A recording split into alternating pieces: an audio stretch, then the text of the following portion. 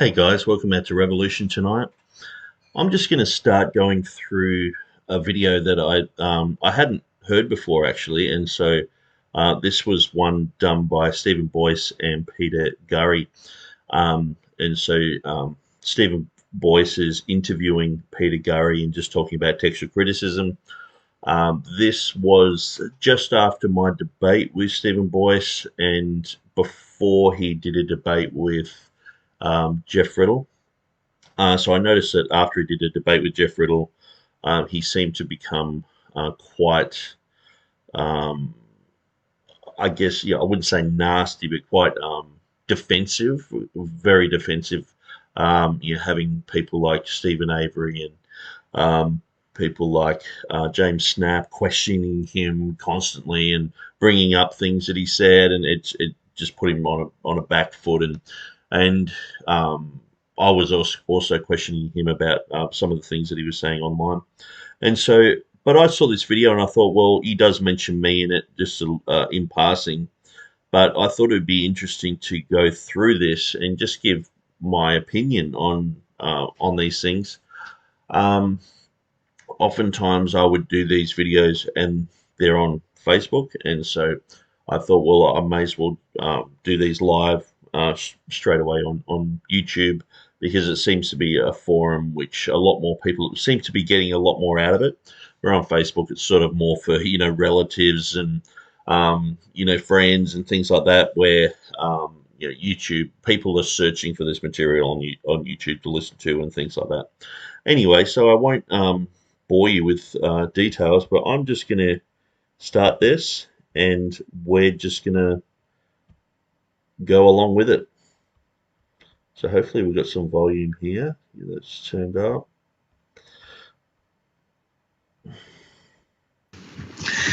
Welcome to our next session on how we got our Bible.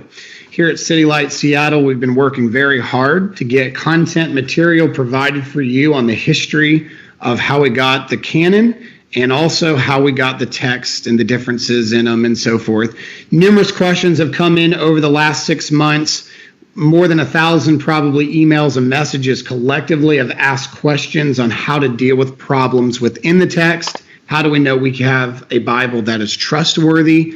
And so what we decided to do is, since we saw there was a great interest, John Beasley and I spent numerous conversations on how to bridge the gap between the academic world and also the church. The average person who just likes to sit in church, open their Bible, and learn from their pastor. How can we bridge these two worlds together? We recognize that most would probably not pick up the book and read Myths and Mistakes of New Testament Textual Criticism or other works like it, but you would listen to the videos of those who are participants in writing. And one of my special guests that I have with me today is Dr. Peter Gurry, who is one of the editors. You've probably heard his name mentioned or seen in some of the articles we have written, as well as his friend Elijah Hickson, who we've mentioned numerous times as well. And what we're going to do today is we're going to talk about one of the biggest questions that we get, and that is on textual variances, which is dealing in his chapter of this book in chapter number 10. And so far, we've brought on a few guests just to give us a reminder, and you can go back on YouTube, and you can also find this on Facebook. We had Timothy Mitchell come on, and he discussed original documents, first century transmission, and how those were sent out into the public and how they were seen in a first, second century context. And then we brought in Timothy Berg, who was not one of the writers of the book, but does a lot of study in the English language and how we got the Bible there.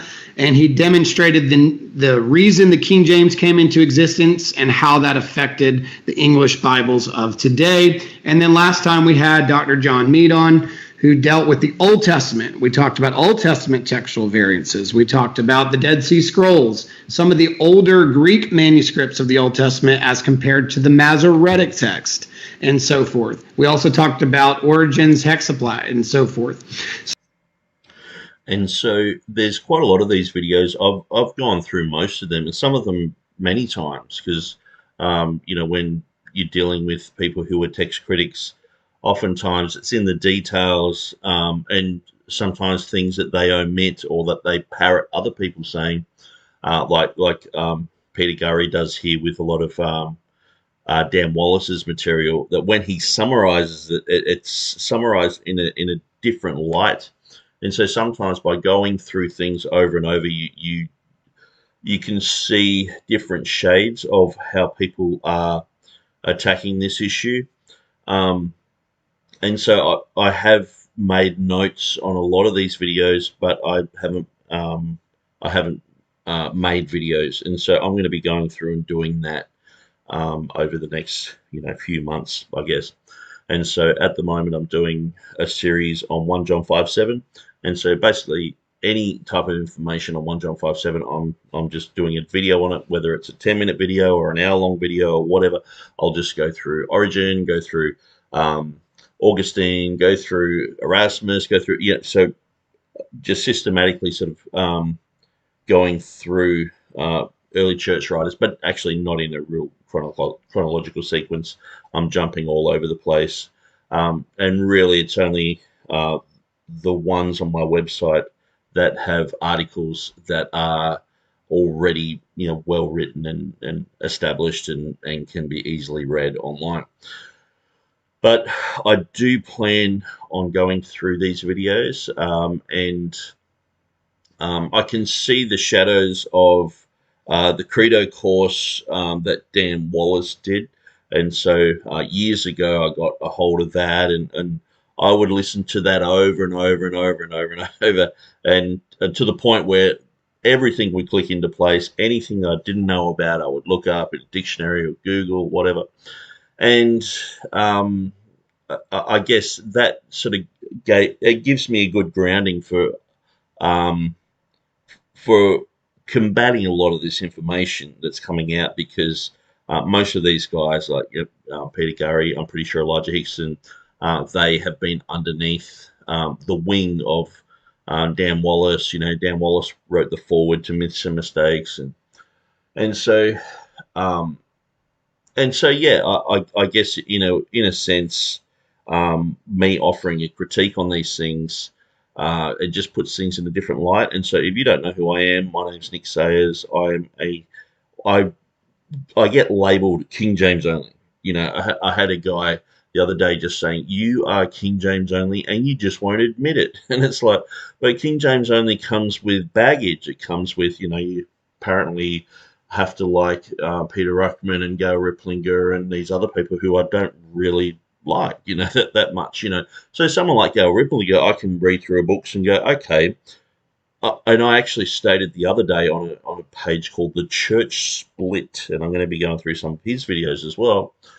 Um, on The Church Split, I said that Gail Ripplinger's book is actually way more accurate than James White's book.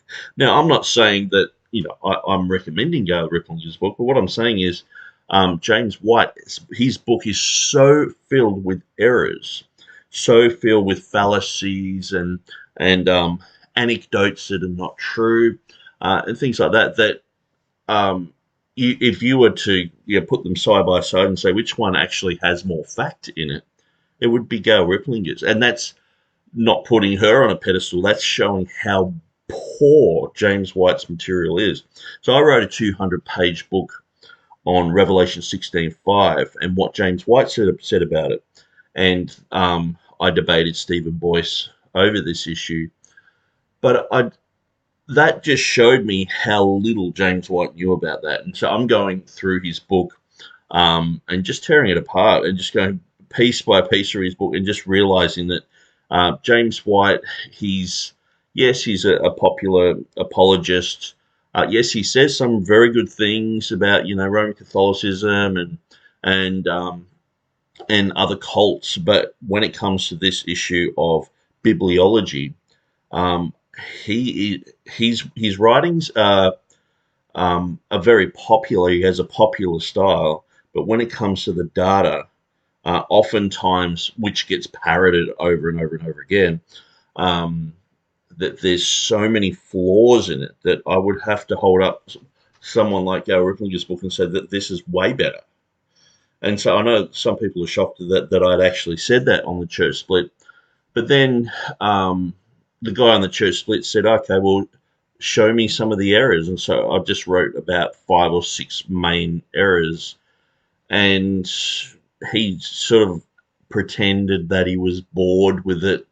But in his videos, he says, "I love talking about King James onlyism. I love exposing these guys." But when you've got real sound logical argumentation, these guys, they don't want to debate you, and that's what I'm finding. These guys are chicken. I'll debate Gurry, I'll debate Hickson, I'll debate Boyce, all in a team, like they did with. They tried to, sort of gang up on Jeff Riddle. They they had a bit of a round table against him. But I'll debate these guys on any topic to do with textual criticism. Obviously, TR King James version related. 1 John 5:7, Revelation 16:5, Luke 2:22. I'll debate these guys, and so these guys, I just find that the debate that I did with Stephen Boyce, he said a whole bunch of stuff that really had nothing to do with the debate. And even in this, he says that he showed me that the Ethiopic didn't say this and didn't say that. But when you're in a debate, it's like, oh, okay, well, you're saying that. So later on, I'd studied into it, and he was completely wrong. But he doesn't have the intestinal fortitude to just publicly say, hey, Nick, you've actually done a fair bit of homework on this. You're correct. I was wrong on that. I probably shouldn't have brought it up in the debate because it just sort of made me look like I won a debate point when I didn't, And so I go, if you go through my videos, I have a whole section on Stephen Boyce. And so that's one of the reasons why I'm going to go through these videos is I just want to show you the trail of misrepresentation, the trail of shunning those who speak truth. If you speak truth to this group of people, they will demonize you. They will just you will just be slandered as a King James only. And oftentimes it's just the little snide remarks and things like that obviously these guys are heavily influenced by James White. And James White, he will say whatever it takes just to slander you, and then have Stephen Anderson's head on one side and Peter Ruckman on the other and say, look, this guy is just part of them. And so that's part of the reason why I'm going through these videos. So I'm just going to continue on here, but every now and then I'm going to stop. I'm going to rabbit trail. Now, if this video only goes for 1 hour and 15 minutes, so obviously I can ramble on a bit. But that's just the way it is. This is probably going to be 4 or 5 parts, maybe more. If it blows out to 10 hours, so be it. I'm not afraid of going in those directions. But I'm going to try, and I don't have any notes whatsoever. I don't have anything in front of me. But usually you sort of get 1 or 2 videos in, and then you're realizing you're going to have to provide some facts and stats and data and things like that. And so, so I'll do these videos over the next couple of weeks, hopefully. And, so let's just continue on with what they've got to say. So today we have my special guest, Peter Gurry, with us. Peter, give us a little bit of a background of yourself, and we'll jump into some questions. Sure. Thanks for having me. Glad to hear that you got folks at your church who are interested in this question. So my name is Peter Gurry. I teach New Testament at Phoenix Seminary here in Arizona, and I also co-direct the Texan Canon Institute with John Mead, who you all met last time. And together, our mission at the Institute is to produce good scholarship on this question of how we got the Bible, and then also to bring that scholarship to the church and help Christians understand and appreciate the history of the Bible. So that's what I do now. I've got 5 kids. I'm from Cincinnati, Ohio. I've lived in Chicago, Dallas, Cambridge, and now Phoenix. So we've been all over. Tell us a little bit about some of your books. Obviously, this was one of your big ones. You and Elijah were co-editors in this and wrote chapters in it, and even I think co-wrote a chapter together, if I'm not mistaken, at the very beginning.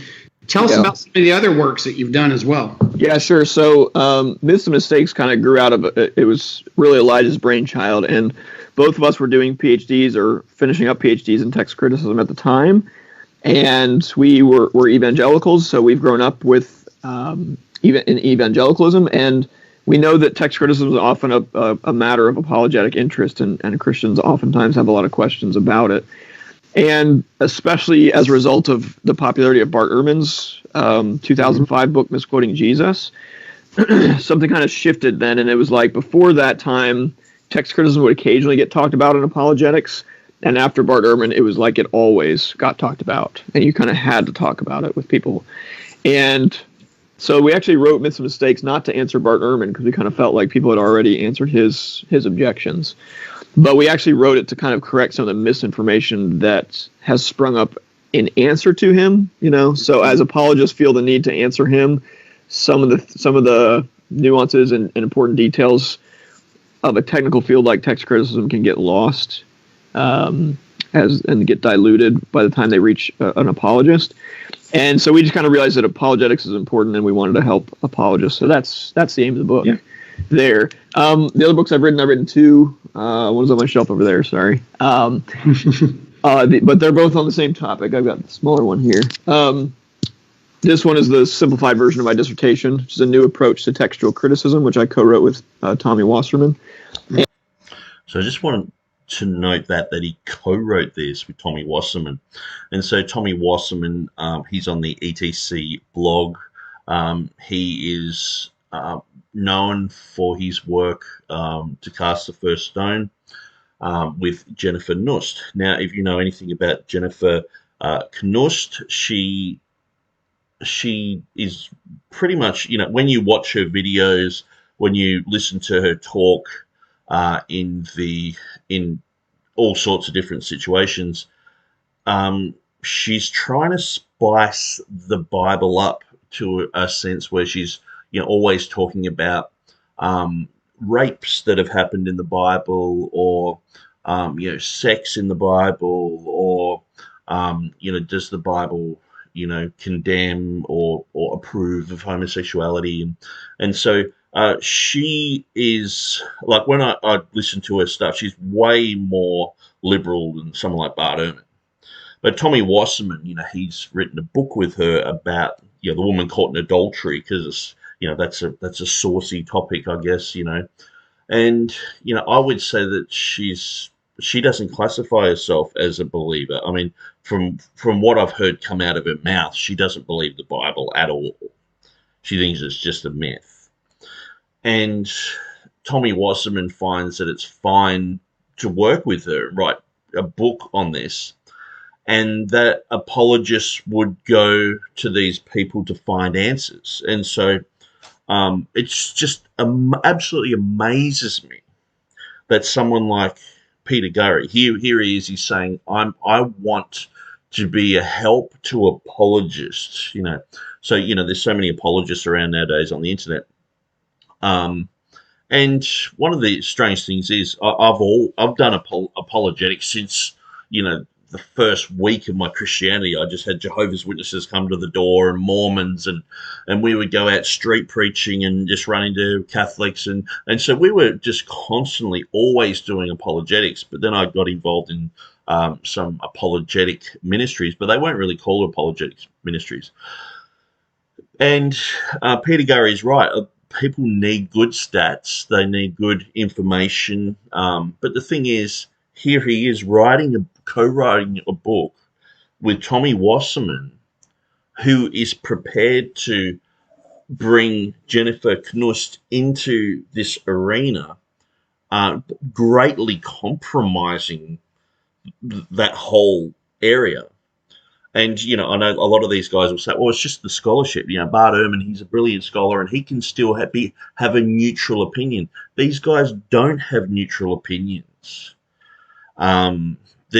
Everyone has a bias. Yeah, they're not like scientists in a lab, and even,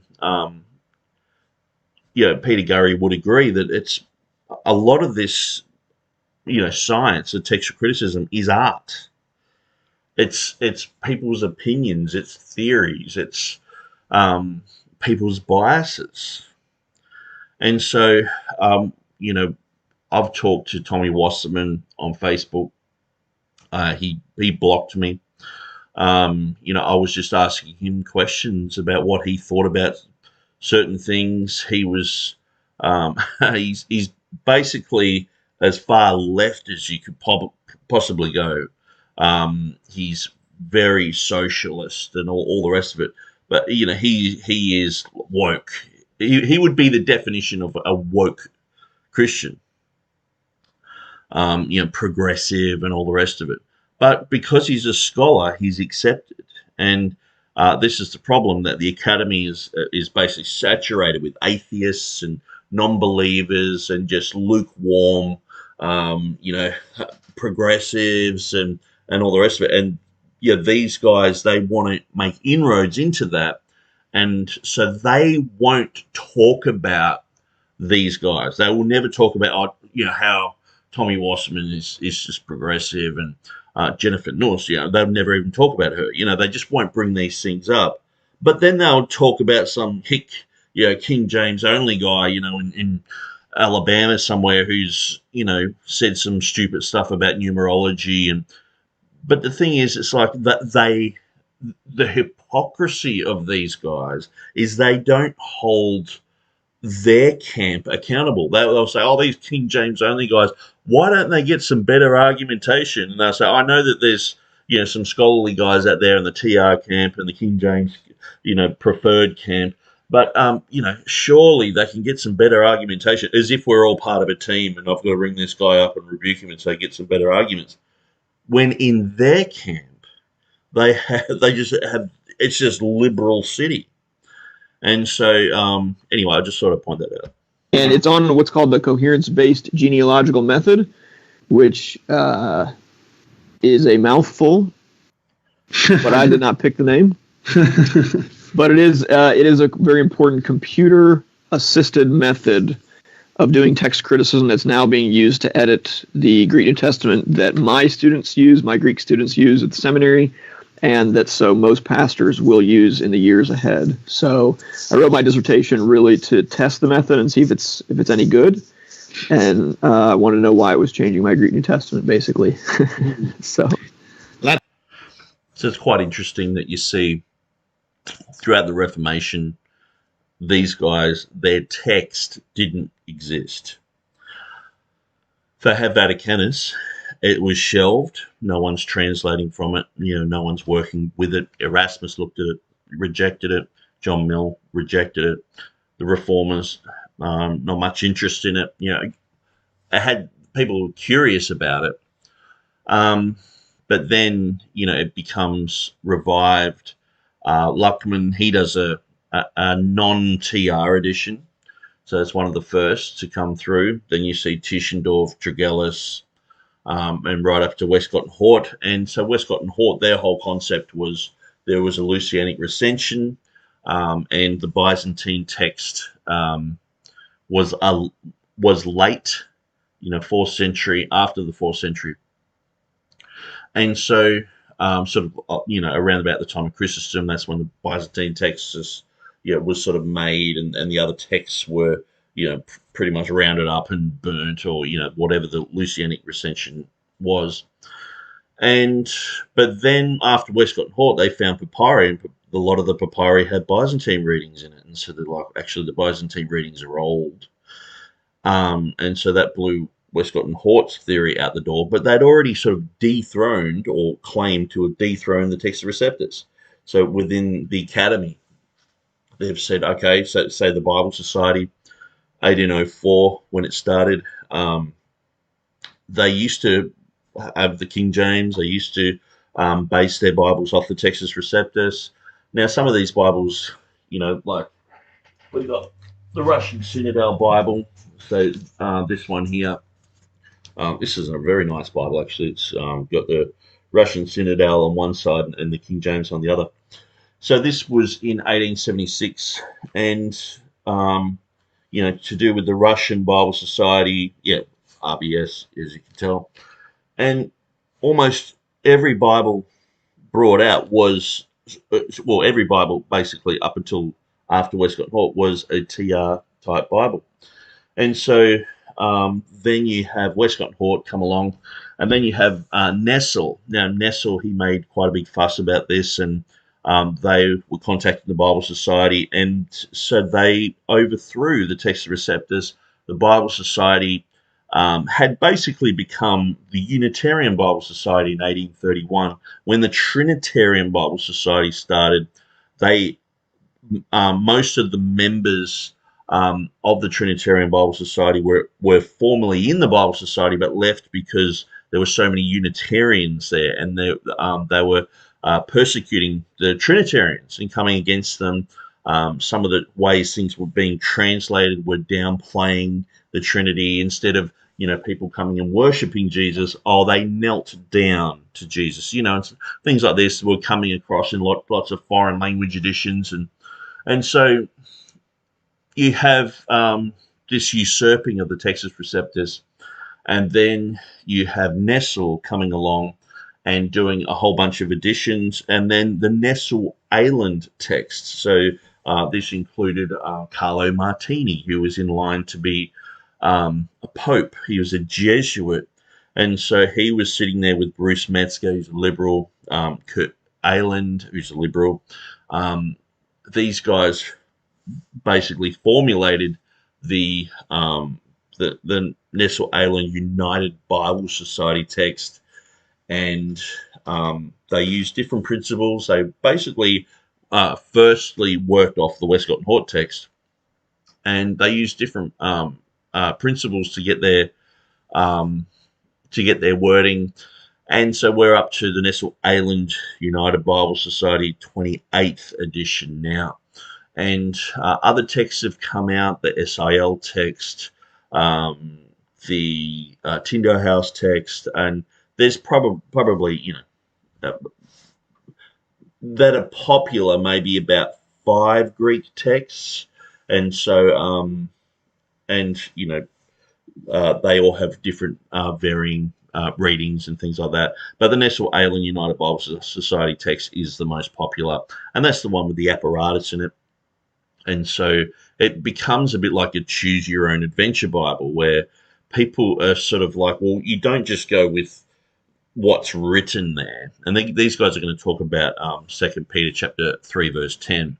You don't just go with what's written there. You go through the apparatus at the bottom, and you sort of make your own decisions when you're translating or when you're preaching and all this sort of stuff. And it's like, okay, no wonder we have a whole generation who are just like, so where is this Bible? And these guys are surprised that people are, they're going along in their new Bible and in their ESV or whatever, and they're going, hang on, this footnote says these 12 verses shouldn't be there. Woman caught in adultery shouldn't be there. And so, especially if you've got a New King James, it's just like, it's got the most footnotes. There's probably the Net Bible. It's probably got more now.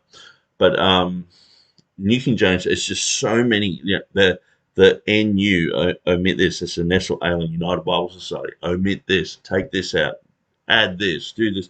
And so people are reading along, going, "Where's the Bible?" It's like they've decided to add all these variants. And the thing is, many times they're adding variants that are extremely doubt-producing. They're heretical type variants. Like, say, in the, I think it was the 1946, or it might be the 1952 version of the Revised Standard Version. They had a footnote in Matthew chapter 1, verse 18 about Joseph, and it has a footnote saying that a manuscript says that, or Jesus's father, or something like that. I can't remember the exact words, but it's pretty much on par with that, where it's placing doubt on Joseph. It's Joseph could be the father of Jesus, and when you trace it back, it's a Sinaitic manuscript. It's not even a Greek manuscript. So why even put it there? And it's so doubt-producing. Why would you do that in a Bible? And this is the problem. The whole thing of 616, which has become quite a popular thing to talk about. And this is popularized by people like Dan Wallace and Westcott and Hort. They made sure it was a marginal note. Why did they make that a marginal note? It's just a quirky little strange concept. But that's because these guys, they are not interested in building up the faith of people. They want to put strange information, quirky things, their own concepts and ideas. I mean, Westcott and Hort had heretics, Unitarians working on their text. Um, and so, what do you expect? That they're working with heretics. United Bible Society, Nestle Island text had heretics. So these guys won't go there. These guys won't do a whole program on, they'll do a program on the King James only guys and how stupid they are, and go through debates and all the rest of it. But they won't look in their own backyard and look at the heretics that have produced the Nestle Island text or produced the Westcott and Hort text, or go back and I mean, even Bart Ehrman has quite a fair bit of information about people like Bengel and others predicting the date that Jesus would come back and things like that. And so, if once you know that there's heretics involved in the text, it changes everything. Anyway, I'm going to let these guys talk a little bit more. That's awesome. And we thank you for sharing that with us. And again, we'll make some of these available to our listeners where they can go to the link and find these very things. Bringing up Bart Ehrman is going to start us right into something that you mentioned in your book. On page 193 in your chapter, you talked about John Mill's work in 1707, which influenced our really understanding of counting textual variances. Though most of his work was, from what I understand, based on Stephanus's Greek text, he chose to leave almost an apparatus of differences. And I think his number was around 30,000. I know Bart Ehrman uses that number and kind of does his own little math equation in his head to come up with his number of textual variances. So when we look at the New Testament, Peter, how many textual variances do we roughly have? We obviously don't know the exact number, but in a healthy way, how can we estimate that number? Right. So that's a good question.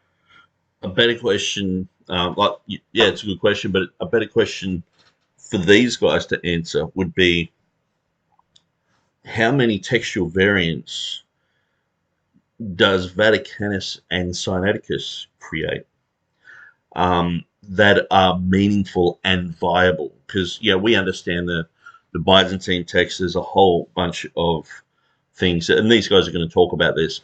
There's a whole bunch of stuff that is meaningless. It's just you're just writing away, and you write. People I like to call it slisdexic. They get everything backwards, and they write the and in the wrong place. They write the in the wrong place, or they spell things wrong. And so these are just nothings. And especially in the Byzantine text, in the Nestle Island, many times the entire Byzantine or majority text it can be regulated to just a BYZ or just a large M in their apparatus because they're in such agreement. But when you look at Vaticanus and Sinaiticus, there's so much disagreement between them, and that creates a huge amount of variance because if you're comparing these with something like Stephanus or maybe even Scrivener or something like that, if you were to get Sinaiticus, how many times would it vary like Sinaiticus?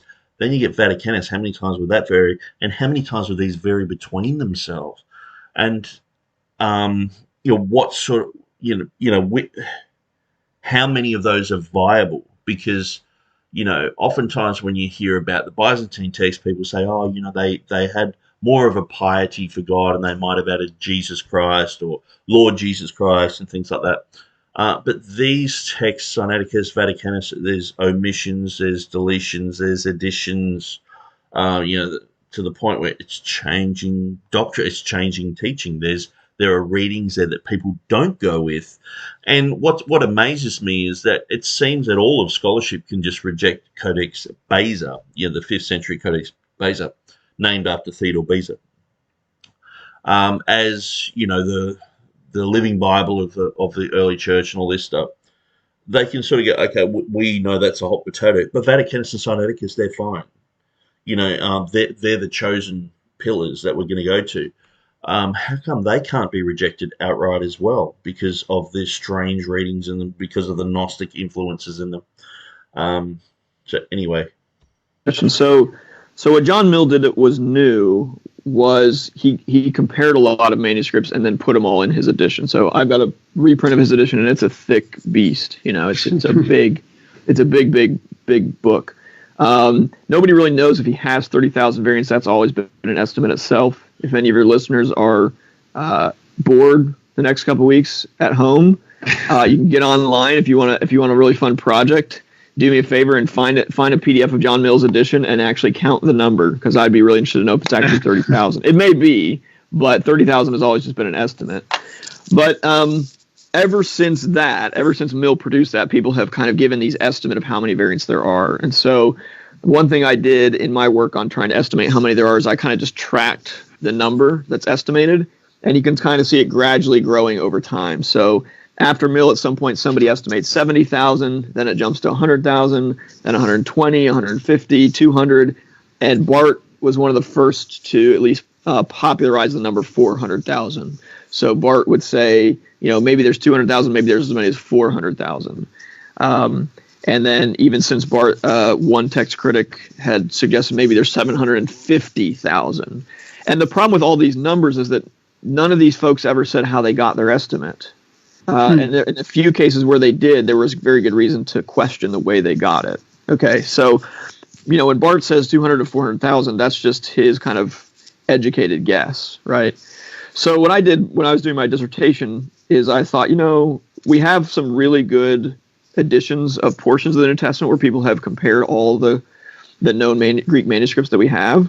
So if I just went through those editions and actually counted myself, I could use those numbers to then extrapolate to the rest of the New Testament. Does that make sense?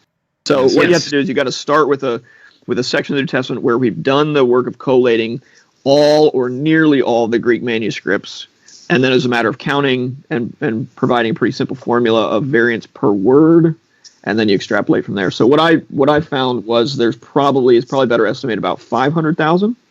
So ironically, Bart Ehrman is too conservative on his estimate. Okay. But unlike most of the past estimates, mine is actually based on a clear method and based on clear additions, clear collations of manuscripts. Does that make sense? It does. And you use 3 examples in here of John 18, Philemon, and Jude, I believe on page 194. And you came up with some statistical variances per word from all 3 of those.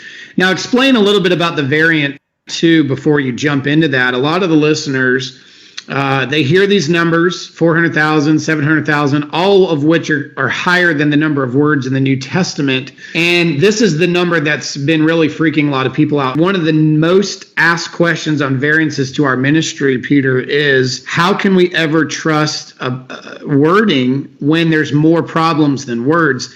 And I think that Bart Ehrman doesn't do a good job of clarifying the types of variances that there are. So can you kind of fill people on that so that they don't hear that number and go, whoa, that's more than words that we have in the New Testament. How could I ever trust it? Right. Yep. So that's usually the response to people. And it's what I would say is the reasonable response to the number by itself. Does that make sense? No, I want to reassure people that when they react that way to the bare number, they're not being crazy, because it is pretty shocking. That's one of the reasons why Bart likes to use it, frankly. But any number by itself doesn't really tell you much, right? And the same is true in this case, right? If we just told you the number of, think about what we're hearing about the stats for coronavirus, right now. Okay, now I don't want to downplay the significance at all. Okay, I think we all know we need to take this seriously. But if you just hear the number of deaths per day, it sounds really shocking until you compare it to something else, right? And then when you compare it to something else, like say the number of fatalities from car accidents or from like the flu or something else, you realize, relatively speaking, it's a small number, right? Now, the reason we're taking it so seriously is because we realize it could easily get out of hand and then balloon to crazy numbers, right? But you've got to keep numbers in perspective, and that's my main point there. So you have to keep this number of variants in perspective too. And one of the ways I like to do that is to ask the question, why do we have so many estimated variants? Okay. One answer to that could be, theoretically could be, well, we have so many variants because scribes were really terrible, right? So we have so many variants because scribes just change the text all the time, right? And that's one possible answer, but it's not the right answer. The right answer is we have so many variants because the New Testament got copied so many times. Okay, so to put the number in perspective, let's take. I think that's half of it, but at the end of the day, Vaticanus Sinaiticus have so many differences that they're filled with variants, and Byzantine text is quite cohesive, and I understand there are variants in it.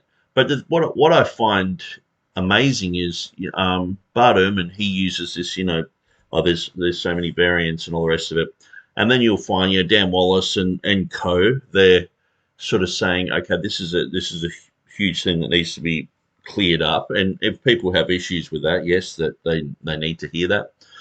But this embarrassment of riches, which is coined by Dan Wallace, we have an embarrassment of riches.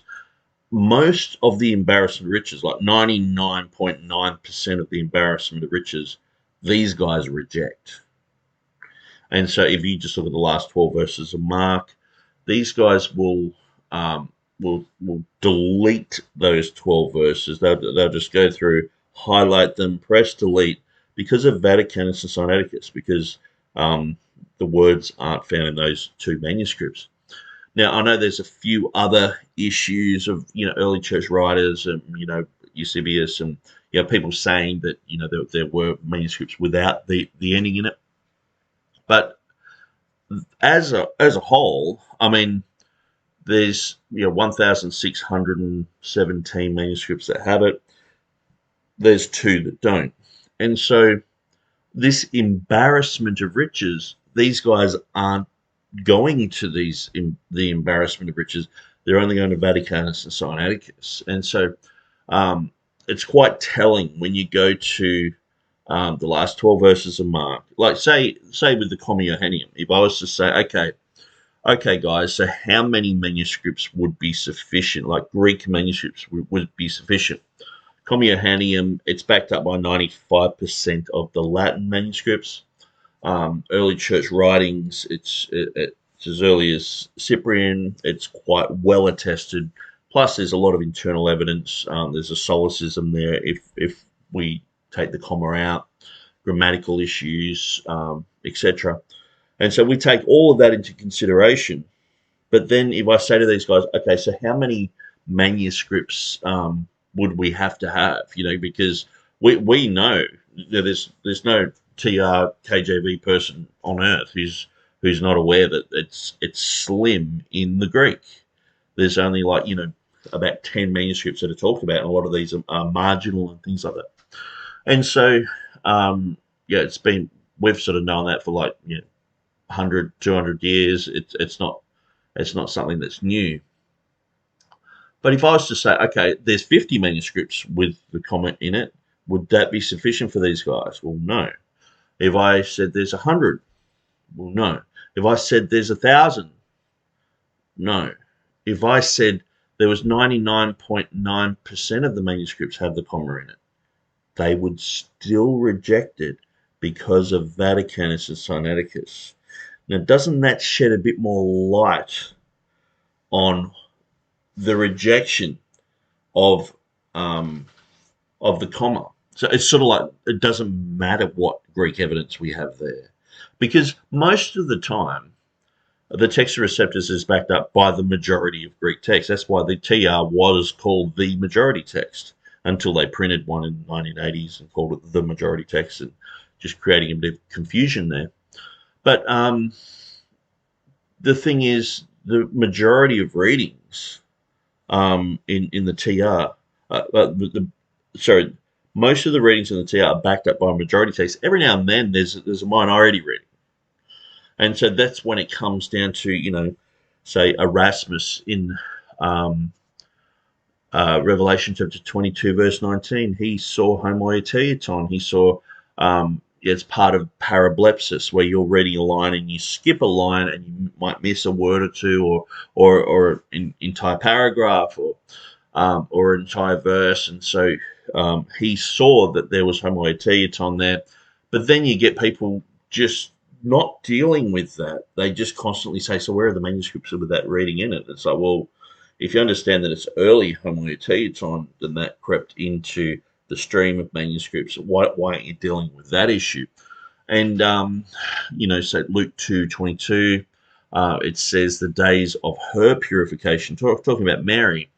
But the vast majority of Greek manuscripts say their purification. Now, why would the King James, Textus Receptus, Reformation Bibles go with her purification? It's because it's talking about a specific thing.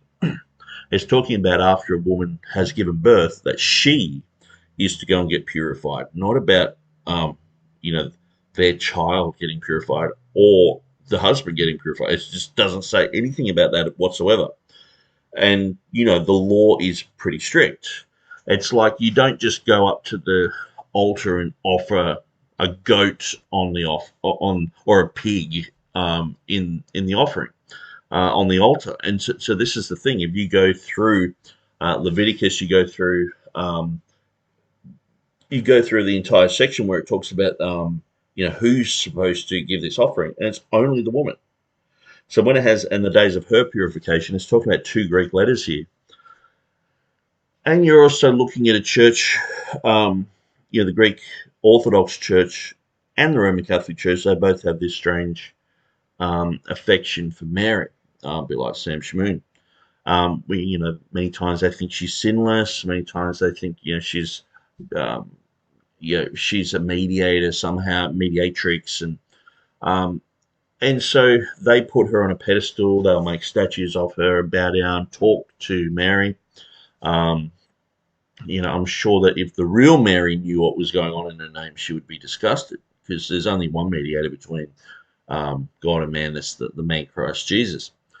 And so, but we have these groups that are known to, especially the Byzantine, the Greeks. These guys are known to, favor Mary. And so you have a reading that says that she needed to go and get purified. Well, how about if we make it so they all had to go and get purified? That way it doesn't make Mary seem less, or it actually puts her on par with Jesus because he had to get purified too. And so you can see why something like that could happen, or you could see that perhaps this was in many languages, when you're dealing with the masculine, the feminine.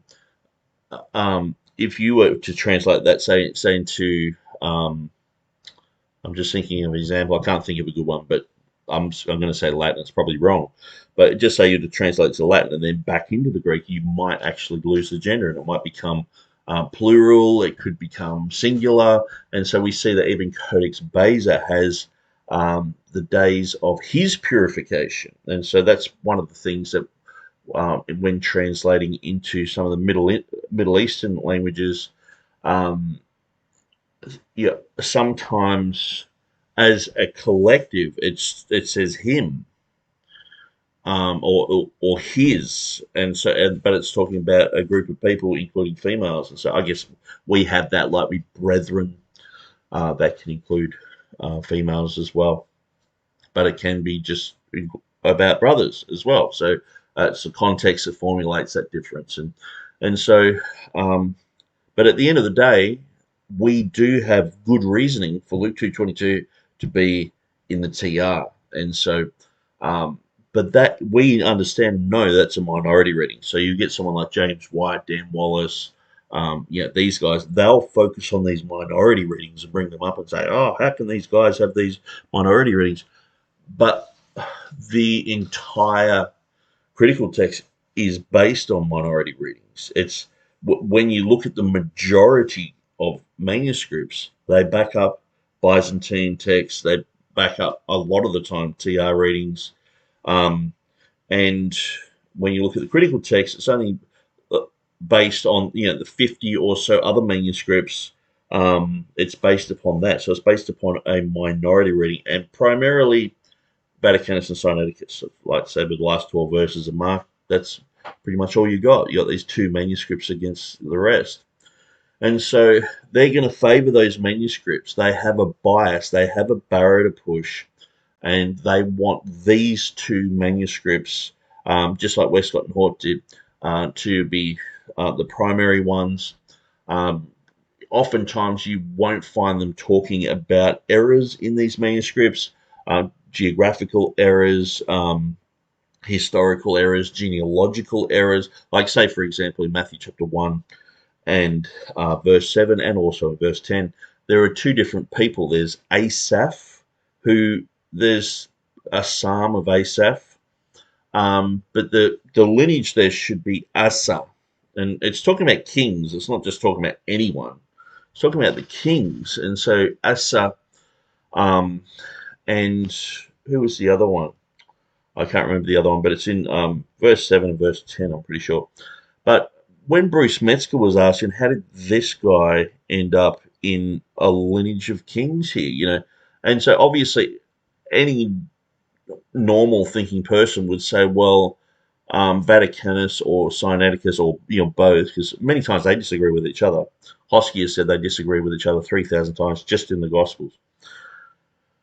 So when you look at these manuscripts are saying Asa or Asaph, who's a psalmist, and this is this creates a problem, a genealogical problem, because it actually contradicts the Old Testament. So it creates a contradiction. And so Bruce Metzger theorized that Matthew got it wrong.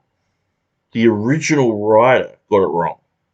So Bruce Metzger is like a go-to guru for these guys. Like if these guys had Bruce Metzger come into their room right now, they would just be like, oh, Bruce Metzger. Yeah, they sort of have this reverence about Bart Ehrman like that, because Bart Ehrman was Bruce Metzger's last student.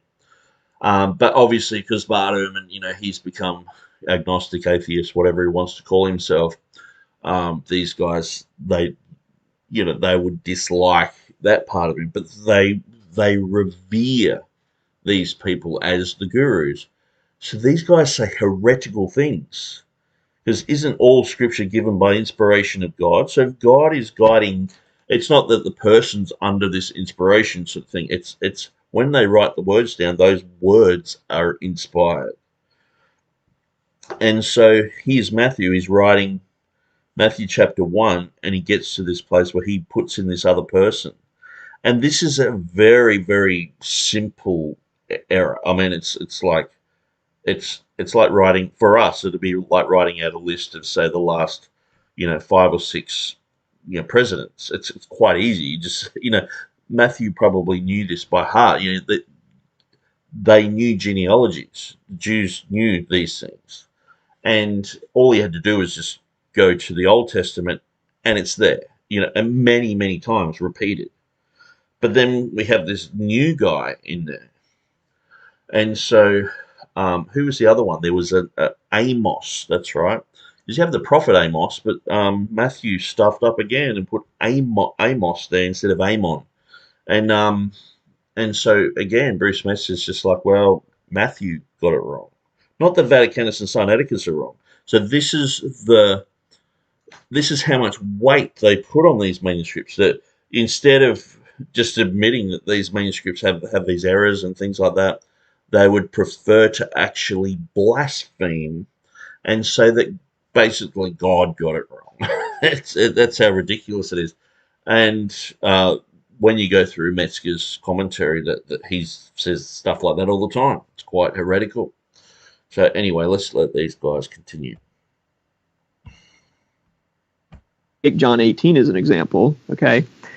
Given the number of variants we have in John 18, which is a little over 3,000, okay, we have those 3,000 variants in over 1,600 manuscripts, okay? And every one of those manuscripts of John 18 has an average of about 800 words for John 18, right? Okay, so multiply 800 words by 1,600 manuscripts that contain those words, and what you are left with is that scribes copied total 1.3 million words. Are you with me on this? Yes. Because each time a scribe copies John 18, he's recopying every word in John 18, yes, or more or less every word, right? Okay. So every one of those 1,600 plus manuscripts has about 800 Greek words in it, which gives you a number of about 1.3 million words copied. Okay. Now put 3,000 variants in relation to the number of words copied, and it seems a lot smaller. Oh, only Good. 3,000 copy a total of 1.3 million words to get those 3,000 different That's good. variants. Does that make sense? Yeah, that's So, a good way to break it down instead of just throwing a number out there and everybody's correct. like, whoa. Correct. It's not thinking realistically enough. It's not It's not thinking realistically enough because, again, it compares what Bart does is he says things like there are more variants than words in the New Testament, which is true, of course, but it's not a fair comparison because you're using a fixed number in one case, which is the number of words in the New Testament, which doesn't really change, okay? To the number of variants, which changes with every new manuscript we discover, for example, right? If you only had one manuscript of the New Testament, you would have 0 variants. right. Right? But you might be two, missing something. you might be missing something, but you wouldn't know it, but you still wouldn't have any variants, right? There'd be nothing to vary it from. If you have 2 manuscripts, now you start to have a few variants. If you had 3, now you have more. If you had 4, you can see how this works, right? It's kind of an exponential growth. Now, it does tend to level off eventually once you get to the later period, but the point is every new manuscript we discover, it almost always has some unique variants that we didn't know about before, and they're almost never, worthy of serious consideration for the original text. But the fact is, you try to copy 800 words and see if you make any mistakes, right? I mean, every time John 18 was copied, that was an opportunity to introduce a new variant that hadn't existed before. So actually, I think 3,000 variants out of 1.3 million words is overall not that bad, okay? Now, we're still left as scholars to try to work through those 3,000 variants in John 18 so that we can produce a good version of John's gospel in a Greek, printed Greek edition, which then gets translated into English, which our people in church then read, okay? And so from there, it helps to realize that about half of the variants are nonsensical, okay? That is, of those 3,000 variants in John 18, almost half of them are meaningless variants. That is, they literally are not words. They're not real words in Greek. And you say, how could that happen? Well, again, you try to copy out John 18 and see if you end up with anything that's an accidental nonsense, right? You do it in your emails all the time. I do this. I try to write the word the, and instead of spelling it T-H-E, I spell it T-E-H, right? Now, whoever I'm writing the email to knows exactly what I intended to type. Sure. So actually, the meaning is not affected at all by that, right? Because they knew what I meant to write. It's such an obvious mistake. Right. And a lot of What I find is, this is coming from Dan Wallace. They downplay the variant so much that it's sort of like it doesn't matter. And what you'll find is apologists are being trained to sort of say, well, it doesn't really matter. They don't really affect doctrine. And so you'll find different levels of that as well, where people will say it doesn't affect cardinal doctrine. But then you'll find people saying it doesn't affect doctrine whatsoever. So you have to, show people, hey, actually it does affect this doctrine. It does affect, it weakens doctrine. You mightn't have something totally omitted from the Bible, but sometimes you can have 70% of the verses that backed up that doctrine are either changed or omitted, so you can no longer use those verses anymore. And so this is one of the problems with if you're ever debating a Jehovah's Witness and you go to grab a Bible and there's only an NIV there, you limit your ability to quote verses about the Father, the Son, the Holy Spirit, the Trinity. And so what I find is, with Bart Ehrman, with these, 400,000 variants and all the rest of it, is, apologists, they want to know this sort of information, and that's fine, but it can be used to sort of say, well, apparently Bart Ehrman brings up these big numbers, but it doesn't really matter. It doesn't matter that much. These variants don't matter. These variants do matter.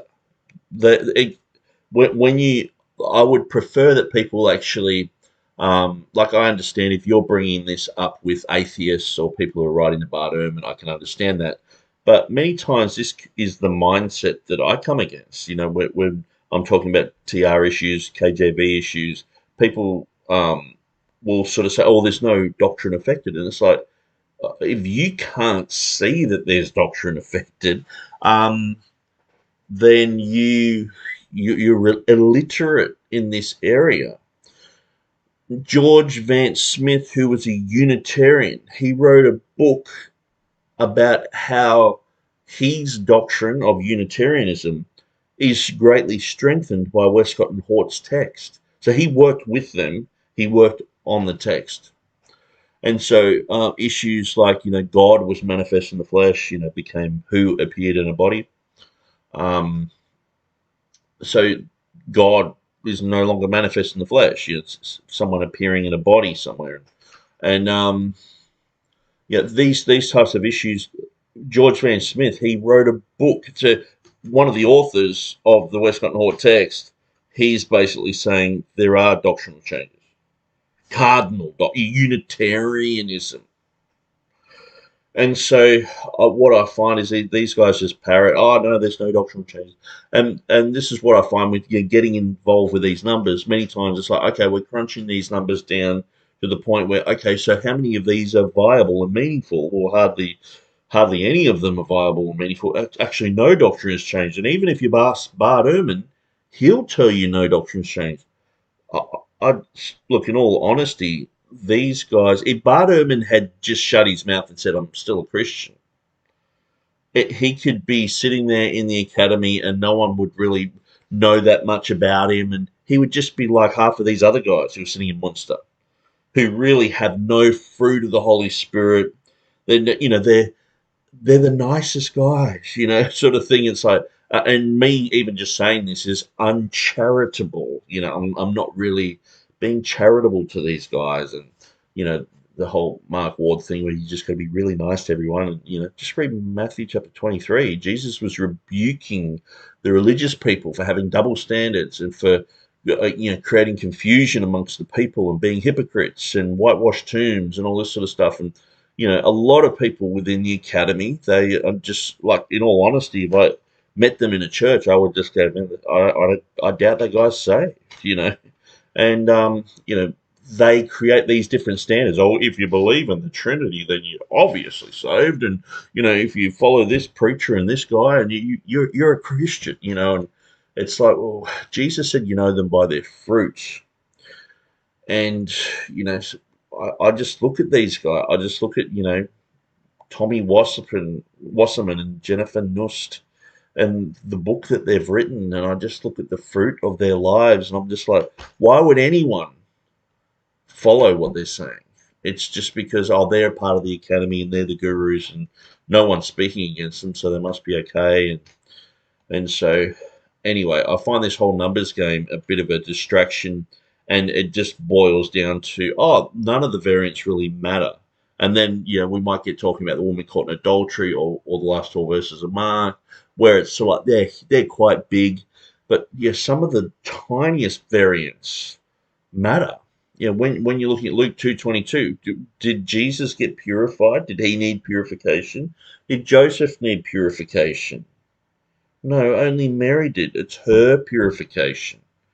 And so that's just a basic concept that these guys would just overlook, and they'll just count heads and go, oh well, the majority say this, So it's strange that a lot of the time these guys are minority texts, but then when it comes to coming against the TR and minority readings in the TR, they'll just jump to majority text. It's quite interesting. A lot of these nonsensical mistakes in Greek are that way. It's very obvious to us what the scribe meant to write, and the pen just got away from him, if I can speak like that. Does that make sense? Oh, yeah. So that's a large part of the variance. Another very significant portion of the variance are they make sense, but they're still obviously errors. Okay?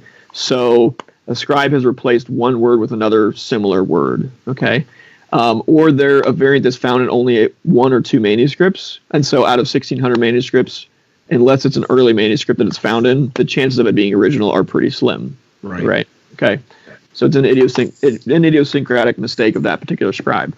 Once you work through all those kind of variants and try to cut out the ones that are nonsense, cut out the ones that we call singular readings, cut out the ones that are simply obvious errors, we could ask the question, how many are we left with?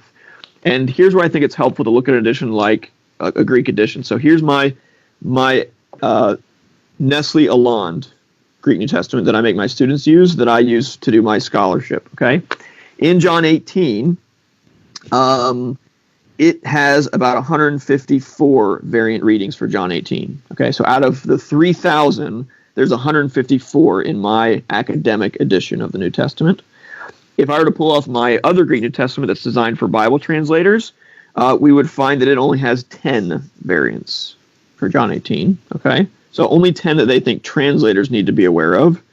And then if you ask the question, well, what do commentators discuss? Look at, say, something like D.A. Carson's commentary on John is very good commentary. He discusses 3 of them. C.K. Barrett in his excellent John commentary discusses 8. And then if you look at English Bibles to see which ones do English Bible translators think, okay, these are the ones that are really important for an English Bible reader to know about. The answer is in a check of the ESV, the NIV, the NRSV, and the Net Bible, which the Net Bible has tons of footnotes, okay, if you know anything about the Net Bible. None of those 4 English translations has a single footnote of John 18. Okay, does that make sense? So Yes. But that's most likely an exception to the rule. And this is what I find with the stats of Mark Ward and these guys. They're just trying to constantly downplay. It's like, yeah, there might be a heap of variants there, but the ones that are even worth mentioning, there's only like 10 of them. And then when we go down to English versions, they don't even have the marginal notes there. And it's,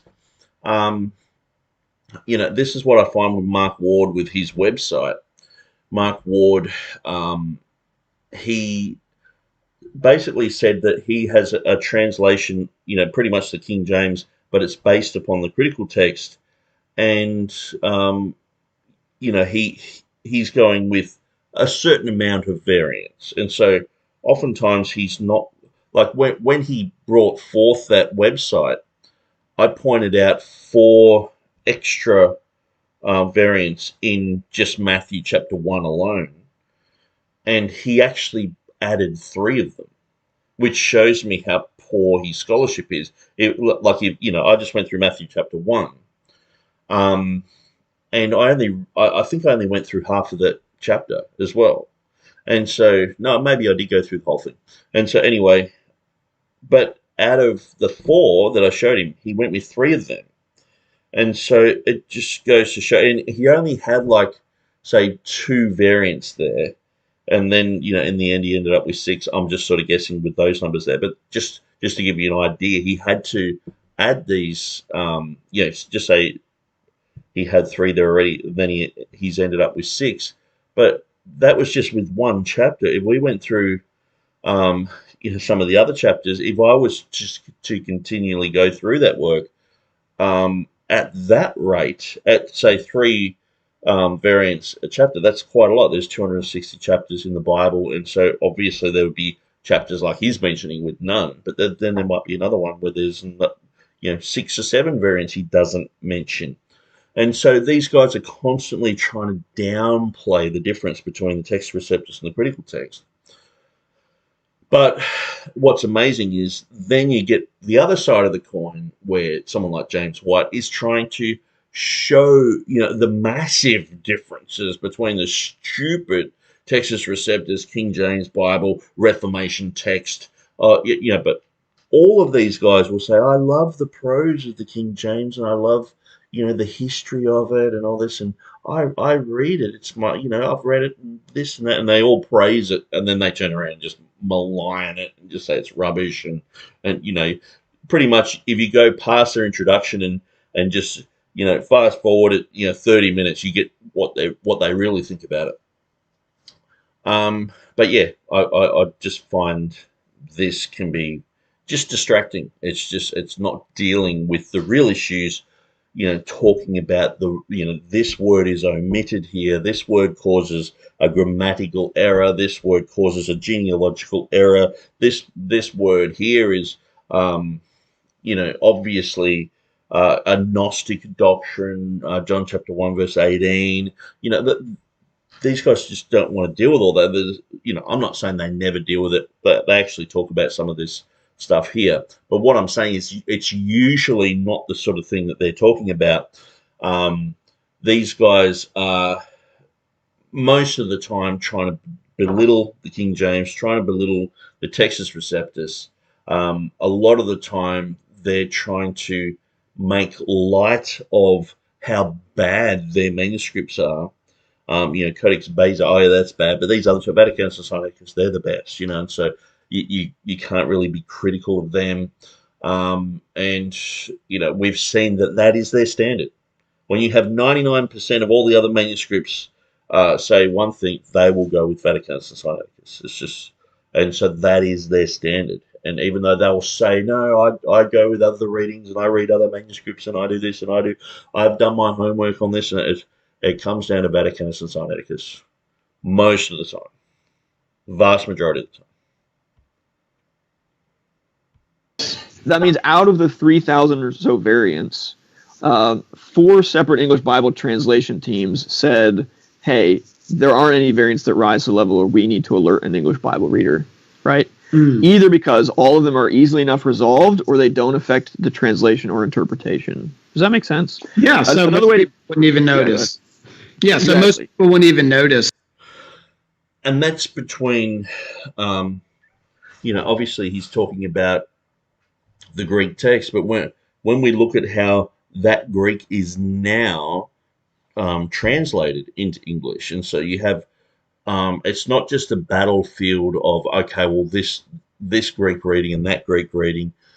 You have the battlefield of this Greek interpretation and how it's defined historically, like say monogenes, and so it's always been only begotten, and now you have it meaning unique or one of a kind, and because of John chapter 1 verse 18. So because of that verse where they're trying to squeeze the only begotten God into the text instead of the only begotten Son, then because to have a begotten God is quite harsh, and it seems Gnostic, and rightfully so. Like even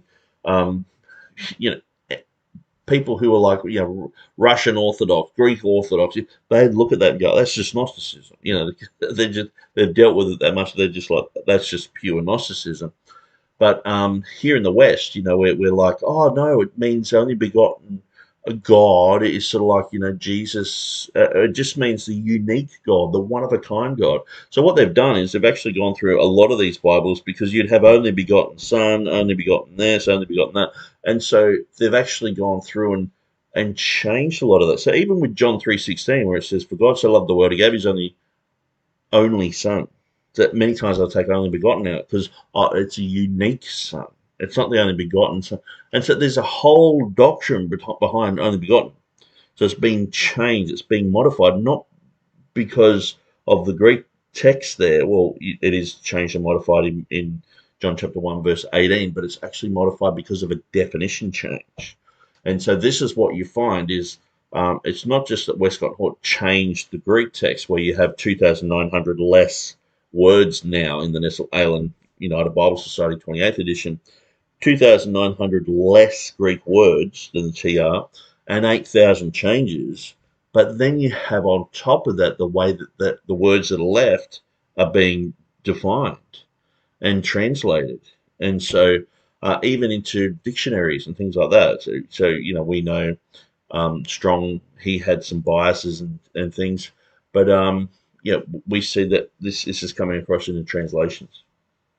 So with that, what would be your suggestion? And I just thought about this when you were saying that. What do you tell a Christian who does come up to a portion where their translation does note a textual variant? I mean, you're going to run into it at Mark 16. You're going to run into it at John 7:53. There's other places, Acts 8:37. What should a Christian who doesn't understand the concepts, but they get that note? And I think sometimes the translations might even do a little bit of a disservice by not clarifying. It just says, well, the best manuscripts don't have this. Yes. How should they, because most listeners, you might have guys on here that are reading from a New King James that has the majority text reading, and the Nestle Aland 27th edition, I believe, is in that. What do you do with somebody who has an ESV or even a King James that doesn't mark anything at all? You won't have that problem. Yep. But how should a Christian sitting in the pew reading their devotion, they come up to John 7:53 and they see this note at the top of the story in brackets everywhere? How should they view those? What should their response be, or how can they understand the issues better?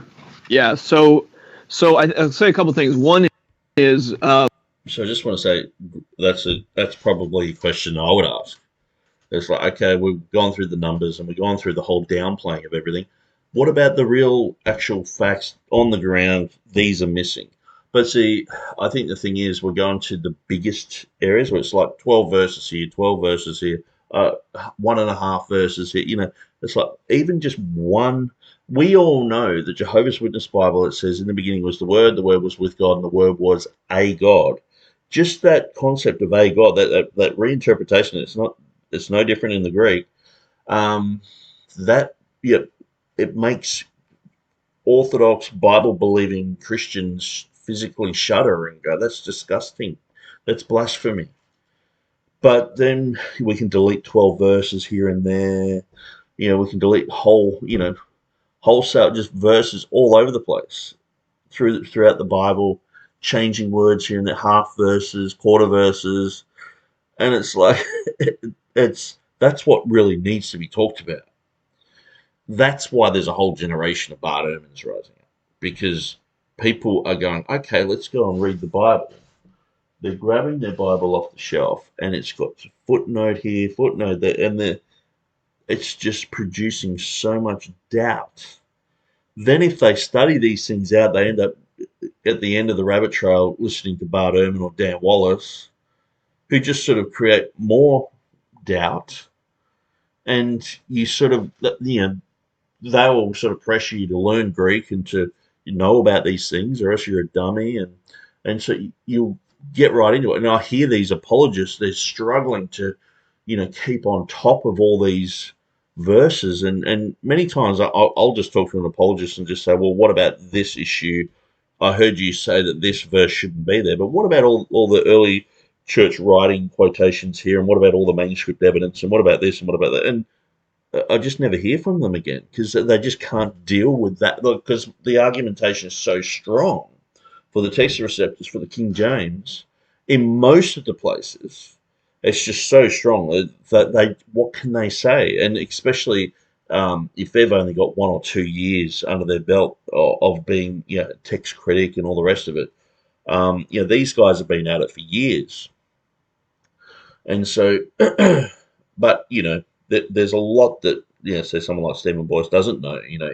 We've talked about certain verses, and he'll say things I'm like, well, he knows absolutely nothing about that, and that's fine. I'm the same. We're all in a similar boat where we have our strengths and weaknesses, but I feel for apologists, and the ironic thing is this is exactly what Peter Gurry's doing. He's trying to provide information for apologists, but he's providing the wrong information. He's promoting a text that has errors in it, and these guys will say that we don't have a definitive text, that we don't have there's no Greek standard.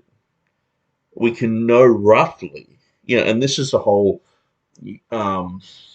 quotation of Dan Wallace. It's amazing how much influence this guy has. He's totally redefined preservation. Dan Wallace will say, "Oh, we've traded truth for certainty," and it's a bit of a play on words there. It's sort of like, "Oh, we're certain that we're right," and we're prepared to not look at the facts because we're so certain. That's sort of what it means. But there's another underlying thing there where it's like we're trading our truth for certainty, as if truth and certainty are at loggerheads. Just in the Bible itself, it talks about that you can know the certainty of the words that I speak, that you may know the truth, the certainty of the truth that I speak. So certainty and truth go together. So it's a play on words. You can't separate certainty and truth, except for a reclassification and a redefining of that word and putting it into a separate category. But that's not how Dan Wallace is saying it. It's almost like a riddle that someone like Bill Johnson from Bethel Church will say. The Holy Spirit will come upon those upon whom the Holy Spirit will wait upon. If you are faithful. It's just like this riddle, and you just sort of like, what the hell does that mean? And that's why half these people are like, it's a mystic sort of thing. And, trading truth for certainty, it's like, no. Textus Receptus people, King James people, we want truth. See, what it is, it's an attack too, that we don't want the truth. We just want to be certain about things. That's sort of a part of the way, but it's also like, you can't really be certain about the Bible because these guys aren't certain where the Bible is. If I said to any of these guys, show me where the Bible is, they're like, well, okay, well, it's in probably Nestle Island text. I'll probably hold up the Tyndale text as well because there's other readings in it and they deal with that a little bit later. And also the manuscripts, over there somewhere in a pile or, in Dan Wallace's work. That's where the Bible is. It's a bit like, if they ask me where the Bible is, I'm like, or where's the English dictionary? And I'm like, oh, here's a Scrabble set. Or here's half of it, and here's the rest of it's in a Scrabble. It's not really definitive. When we are going to the TR people and saying this reading is in there, this reading is in there, and they're holding us accountable to all that. And then we turn around and say, okay, so where's your Bible? And they're like, don't know. Nestle Island 28th edition is probably the best, but I disagree with 2 Peter chapter 2 verse chapter 3 verse 10 where it's got a conjectural emendation in there, and so I go with the Tyndale house, and so it's like this shell game. We with that one, but on that verse we go with this one. But then they'll turn around and say, yeah, but you've got to go with the apparatus, and so you're not really going with that actual text there. You're going with the apparatus, and so you can sort of choose your own adventure. Remember those books you go through, and it's like, okay, if you read from these pages on, this could happen or that could happen, and you choose your own adventure. That's what we see nowadays. It's like, well, if you want, the last 12 verses of Mark to be in there, I guess you can have them in there. And the strange thing is, this just absolutely blows my mind. I can't imagine how much damage this is doing to Christianity. People are getting a Bible, reading through it, reading the woman caught in adultery, or reading the last 12 verses of Mark, and then reading the footnote and going, that's not in there. What else isn't in there? Like, and it's like, who wrote that then? Why is it in there? And then you see people like Stephen Boyce saying, we need to take the woman caught in adultery out. Dan Wallace says that. Probably Gurry says the same thing. But it's like, popular opinions, like we want those stories in there. But so you've got this thing called the Bible with these things written in there by strangers. You could be reading something that's just not inspired, but it's the Bible. How confusing. And they wonder why they're getting phone calls. And then it attacks the TR, attacks the King James.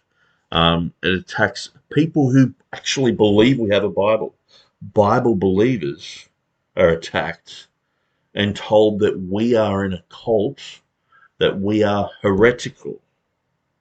And so I know some people say, oh, you're my brother and you're saved and blah, blah, blah, and all that. But at the end of the day, if we're in a cult and, either you agree with James White and Dan Wallace on these issues or you don't, these guys say it's cultic King James onlyism.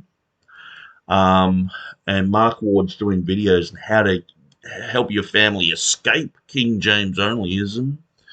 So it's obviously a cult. It's almost like you can be a Roman Catholic because you believe in the Trinity. You got these basics of Christianity or whatever you have to believe in, and you're more orthodox than a King James believer.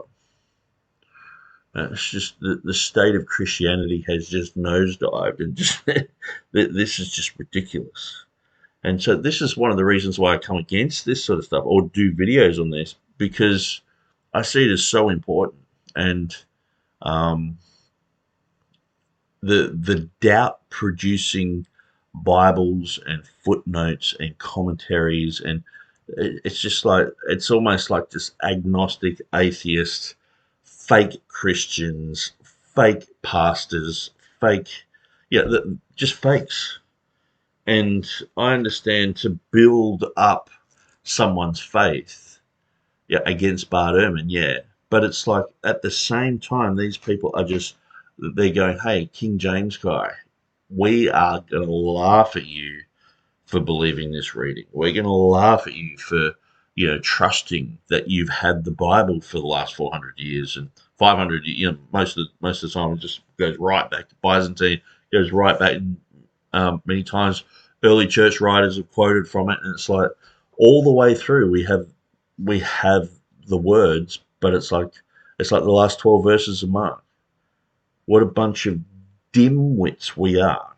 Like, imagine if you were from another religion, say if from Islam or something like that, and you looked at these Christians and went, okay, so the last 12 verses of Mark, they've believed this story, okay, so pretty much from day dot going all the way through, and it's strongly attested. And then it's like, okay, it's in 99% of the manuscripts right up until today. It's like the last 50 years, it's sort of like this attack on it. And it's like, now we're sort of like, should we have it in the Bible or not? And, people like snake handling, and then they never deal with the verse, snake handling and drinking poison, it's like they've just never even thought about it. And you imagine these people are just like, so what you're saying is for 99% of Christianity, they've got it wrong. And just recently, they're like, let's delete these 12 verses, not just one word. We're not just, these guys will strain at a gnat, like Revelation 16:5 or Luke 2:22, or they'll strain at it, but they'll swallow a camel. 12 verses. James White places doubt on over 250 verses of the Bible. And there's so many verses in the Bible that have doubt over them because of these guys. And I think this is, it's like the love of money is the root of all evil. And I understand evil there is calamity, really. If you love money, it's the root of all calamity in your life. It doesn't mean it means it's the root of lots of calamities happening. But I think the evils that are coming upon this generation, atheism, agnosticism, progressive Christianity, charismania, where people want a guru, they want Benny Hinn to give them a word and a forehead slap, and Bill Johnson, and they're not trusting in the words of God because of these guys. And it just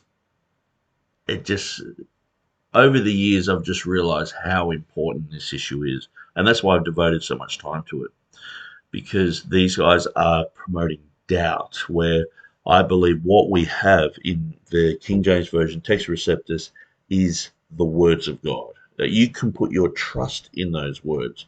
That when you open the Bible, it's like opening the mouth of God. God will speak to you. The words of God won't return void. The grass withers, the flower fades, but the words of God will stand forever. Jesus said, heaven and earth will pass away, my words shall by no means pass away. And so, anyway, I'm going to let these guys talk for a little bit more, and then I'm going to finish it.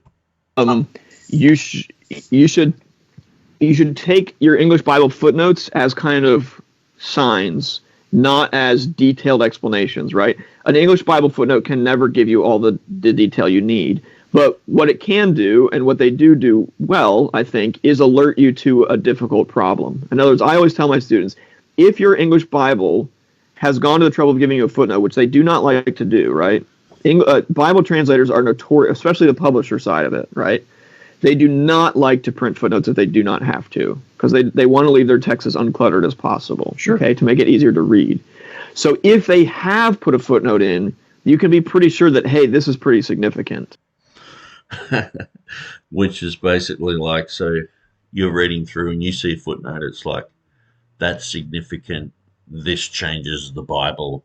And the thing is, too, they're like, don't preach on a text that's disputed. Okay, so don't preach on. It's not only just delete them from your Bible, but don't preach on it. How confused would preachers be? It's like you're reading through and you're like, yeah, I'm going to preach that, and yeah, God's ministered to me, and then you grab your ESV or your NIV or whatever, and you're like, oh, that one's disputed. I can't preach that. Can't preach on the woman caught in adultery. I guess it's just, like Dan Wallace would say, it's my favorite story that's not in the Bible, but it is in the Bible. It's it's just like boom.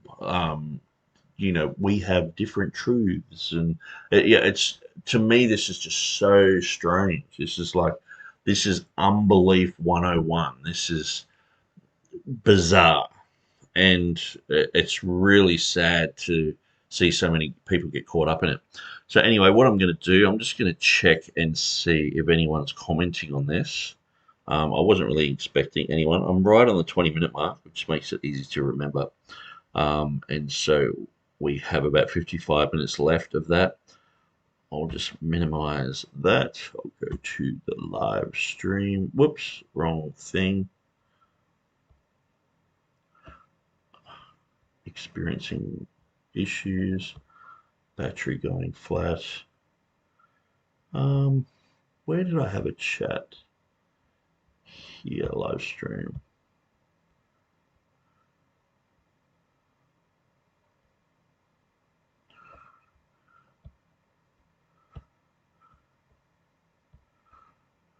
Okay. Better plug that in. Okay, content.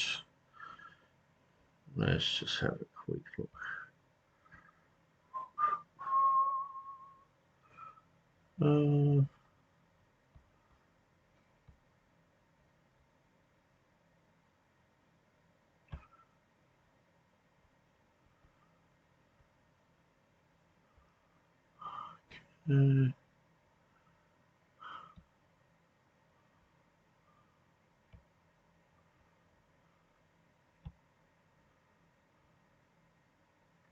Okay, so I think I'm just going to end it there.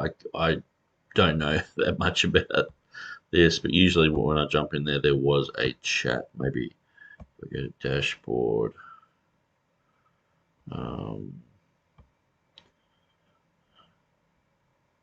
Maybe if I just go to my channel. Here we go. I'm live here. Might give me an option. 3 watching now. Hello guys. Here we go. I'm live here. My chat is disabled for this live stream. Why did I do that? 3 watching now. It must be an accident. Sorry about that, guys. Here we go. I'm live here. But anyway, I'm going to finish it there, and we'll continue on in the next few days. So God bless you. It's 11:20 p.m. on Thursday night here in Australia. But anyway, I'm going to finish it there, and God bless you guys.